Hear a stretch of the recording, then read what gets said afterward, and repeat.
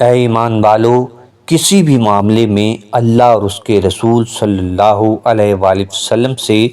آگے نہ بڑھا کرو، اور اللہ سے ڈرتے رہو کہ کہیں رسول اللہ صلی اللہ علیہ وآلہ وسلم کی بے ادبی نہ ہو جائے۔ بے شک اللہ سب کچھ سننے والا، خوب جاننے والا ہے۔ اے ایمان والو، تم اپنی آوازوں کو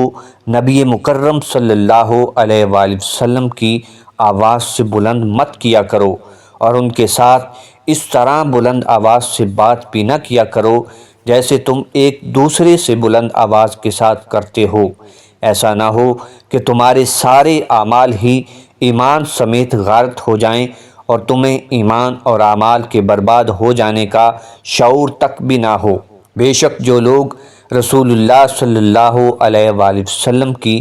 بارگاہ میں ادب و نیاز کے باعث اپنی آوازوں کو پست رکھتے ہیں، یہی وہ لوگ ہیں جن کے دلوں کو اللہ نے تقویٰ کے لیے چن کر خالص کر دیا ہے، اور انہی کے لیے بخشش ہے اور اجر عظیم ہے۔ بے شک جو لوگ آپ صلی اللہ علیہ وآلہ وسلم کو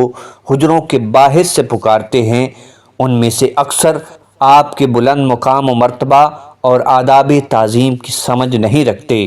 اور اگر وہ لوگ صبر کرتے یہاں تک کہ آپ خود ہی ان کی طرف باہر تشریف لے آتے تو یہ ان کے لیے بہتر ہوتا، اور اللہ بڑا بخشنے والا، بہت رحم فرمانے والا ہے۔